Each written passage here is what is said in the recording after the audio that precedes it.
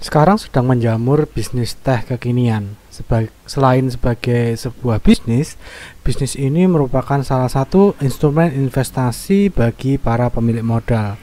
Namun seringkali orang yang terlalu memaksakan dirinya terjun ke bisnis ini, tergiur dengan proyeksi keuntungannya, ketika di lapangan ternyata kenyataannya berbeda. Karena memang bisnis itu unik, nggak ada yang pasti. Saya pun juga memberikan materi seperti ini juga belum tentu berhasil juga, tapi mudah-mudahan bisa bermanfaat untuk bisnisnya Bapak Ibu.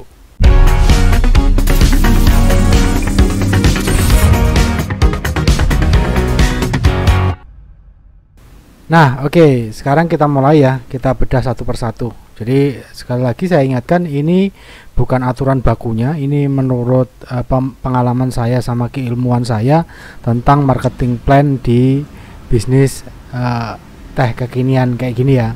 Ini ide-ide saya yang mungkin bisa bermanfaat untuk Bapak Ibu. Kalau enggak cocok ya nggak usah dipakai. Kalau cocok praktekin sampai menghasilkan. Dan ketika menghasilkan seperti itu, otomatis profitnya bertambah dong.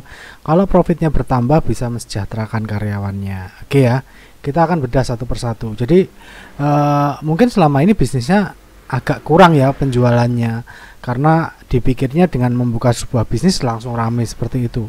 Nggak seperti itu juga. Jadi semua bisnis itu unik. Restoran-restoran waralaba pun banyak juga yang tutup juga karena ya bisnis itu unik. SOP standar operasional itu hanya sebagai alat bantu saja. Nah, coba deh sekarang cek lagi bisnisnya, yang terutama yang bisnisnya teh kekinian kayak gini ya. Cek lagi satu persatu, poin per poinnya ini, nanti cocokin sama bisnisnya saat ini. Kalau Bapak Ibu belum terjun ke bisnis ini, ada baiknya Bapak Ibu simak poin per poinnya supaya nanti menentukan kira-kira mana bisnis teh kekinian yang cocok di tempat yang Bapak Ibu tuju nanti. Yang pertama kita akan bahas tentang market potensialnya.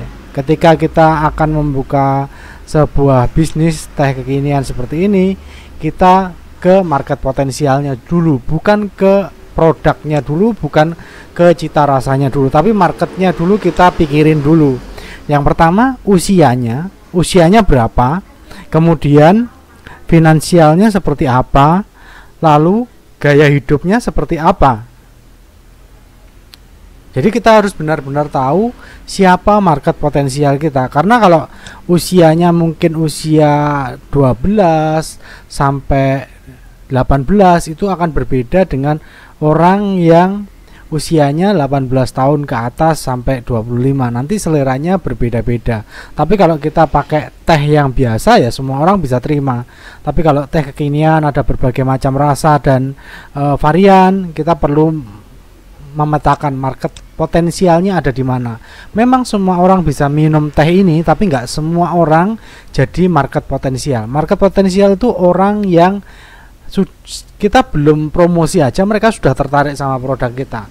Orang-orang yang keponya tinggi, rasa ingin tahunya tinggi, itu ada di usia berapa. Jadi dari sisi usia kita bisa tentukan market potensial kita yang sebelah mana. Dari finansialnya seperti apa, berapa budget yang dia siapkan untuk ngeluarin budget berapa untuk minum teh kekinian. Mungkin berbeda-beda ya setiap orang. Ada yang budgetnya mungkin maksimal 10.000, ada yang 15.000, ada juga yang sampai 20.000. Jadi berbeda-beda nanti market potensialnya yang mana kira-kira. Lalu gaya hidupnya seperti apa? Apakah mereka gaya hidupnya pengen coba-coba hanya beli sekali-sekali, atau mereka pengen bener-bener beli kualitasnya si teh ini tadi yang mereka minum sama rasa bangganya ketika mereka nenteng teh ini nanti, kemasan teh ini nanti. Dan teman-temannya jadi ngikutin ke dia. Jadi gaya hidupnya seperti apa, kita harus jelas siapa market potensial kita dulu, baru kemudian kita cocokkan sama cita rasanya. Karena usia itu mempengaruhi juga, dia cocok sama cita rasa yang mana. Kalau di teh namanya makanan ya, makanan minuman tuh cita rasanya memang harus enak ya. Enak tuh kayak gimana sih? Nah, nggak kemanisan, nggak hambar, nggak kebanyakan es batu. Nah ini tergantung di daerahnya masing-masing sama di market potensialnya masing-masing, kira-kira yang mana yang cocok nanti racikannya seperti apa. Bapak Ibu harus coba dulu testernya ya. Gak kemanisan, gak hambar, gak kebanyakan es batu. Itu biasanya yang dikeluhkan para orang yang membeli teh. Kemudian lokalitas. Teh kekinian ini nggak bisa terlalu out of the box karena kita ini bisnisnya lokal ya, bisnisnya ada di lokal, bukan bisa dikirim jauh gitu, enggak. Jadi bisnisnya lokal, jadi kita harus menyesuaikan lokalitasnya. Orang tuh suka yang kayak gimana sih? Mungkin orangnya suka teh yang cita rasanya seperti apa, mungkin agak manis sedikit gitu, tapi nggak kemanisan, tapi agak manis, lebih cenderung ke manis atau lebih cenderung ke segar kayak gitu. Jadi disesuaikan cita rasanya seperti apa. Kemudian yang ketiga ini di sini ya, sebentar. Ini di sini ketiga, kita bahas ketiga ya. Ketiga kita bahas. Oke. Sorry ini tadi kegeser nih. Nggak bisa. Oke, lanjut ya. Ketiga ini saya taruh sini aja. Oke, yang ketiga lokasi. Nah, lokasi ini penting juga. Jadi nggak asal kita memetakan lokasinya.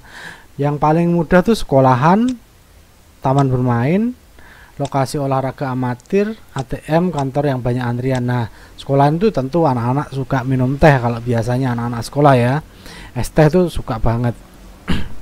Sekarang kan anak-anak sudah mulai masuk ya. Terus kemudian taman bermain tuh sebenarnya pilihannya sedikit. Selain air putih, mereka cari yang familiar sama kehidupan mereka sehari-hari.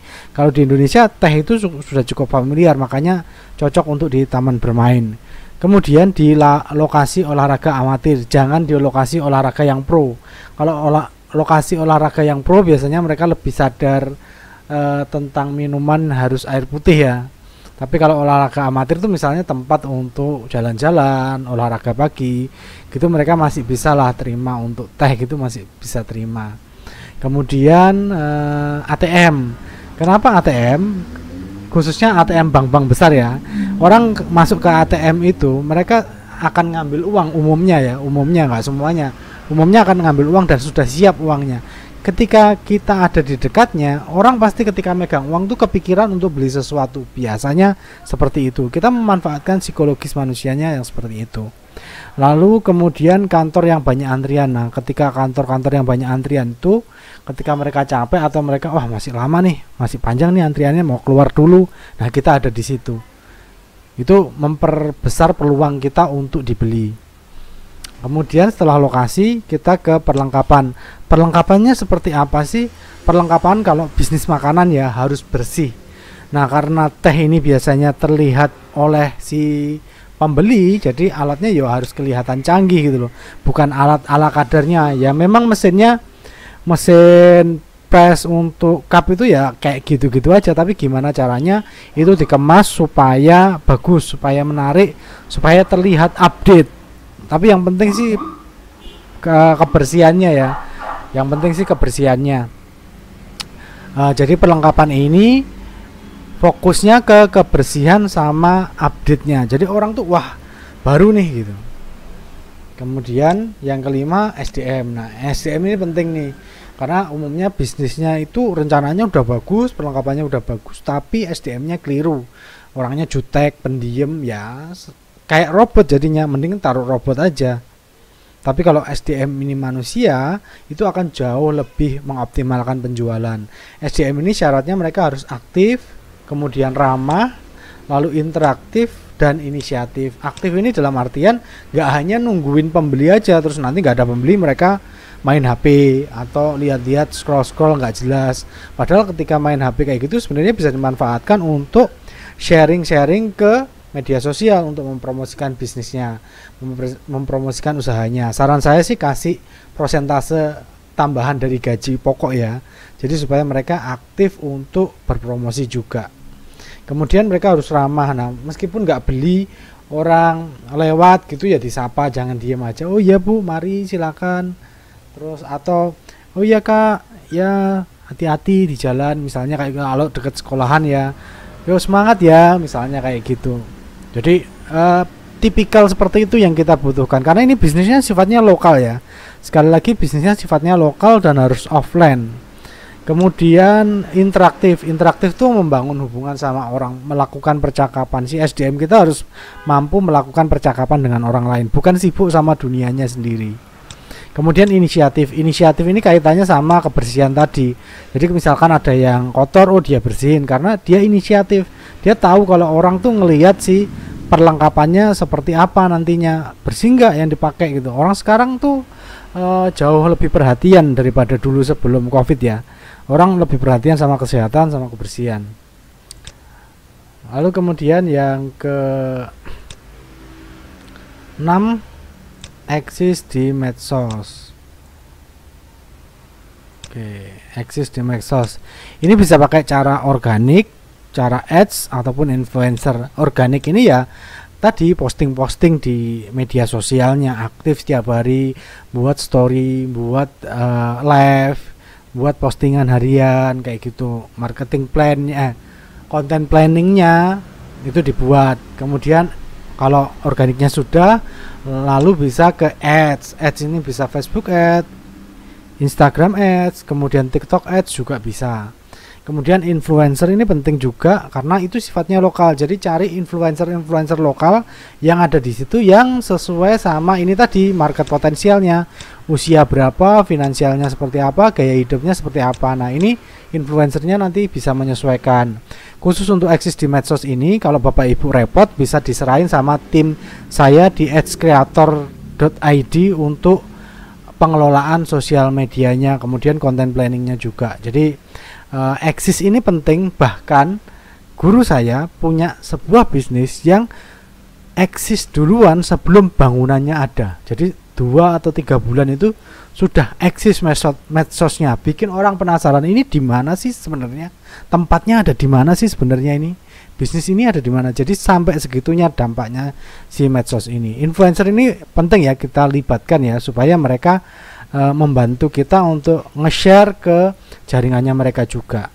Saran saya cari influencer yang nggak resek, meskipun agak mahal dikit nggak apa-apa, tapi nggak resek.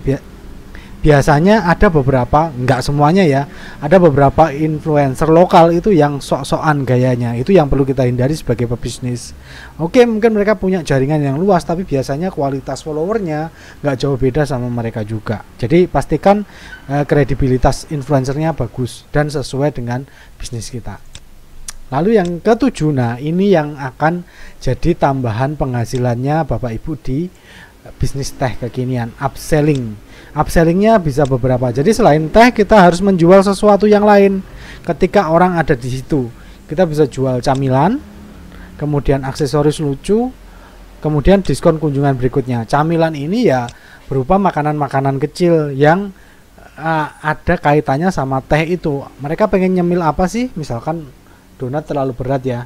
Misalkan camilan yang keras-keras kayak gitu loh. Orang-orang tuh biasanya suka camilan yang keras. Kalau sambil minum teh tuh sambil ngemil camilan yang keras, yang kriuk-kriuk kayak gitu ya. Cari camilan yang seperti itu, beli besar, nanti diajar kecil-kecil, itu jadi tambahan penghasilan. Jadi nggak ngandelin tehnya aja, tapi bisa nambahin. Cantolin aja, jangan ditaruh di tempat display ya, tapi dicantolin supaya orang ngambilnya gampang.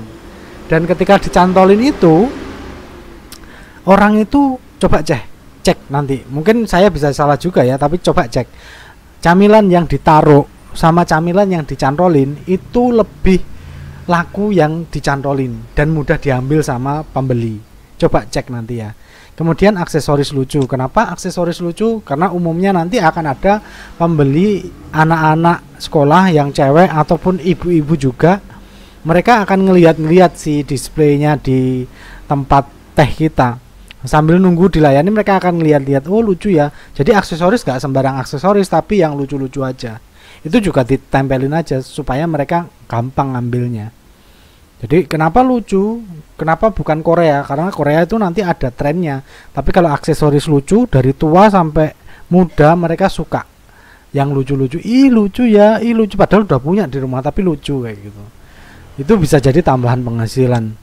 Kemudian diskon kunjungan berikutnya. Nah ini upselling ini nggak kelihatan wujud uangnya langsung, Tapi ketika kita memberikan kartu diskon untuk kunjungan berikutnya, mereka pasti punya kepikiran untuk datang ke tempat kita. Nah, itu kita gunain deh. Nanti hitung-hitungannya tolong dihitung ya. Tolong disesuaikan harga jualnya, diskonnya berapa, tapi pastikan ngasih kartu diskon kunjungan berikutnya ke pembeli kita. Karena ini sifatnya lokal, bisnis teh kekinian ini sifatnya lokal. Jadi kita harus pinter-pinter bagaimana kita eksis di pasar lokal kita. Oke, sekian gitu aja. Terima kasih, saya Chandra dari edgecreator.id. Semoga ini bermanfaat untuk bisnisnya Bapak Ibu. Semoga investasinya berkah dan bisa bermanfaat untuk banyak orang. Wassalamualaikum warahmatullahi wabarakatuh.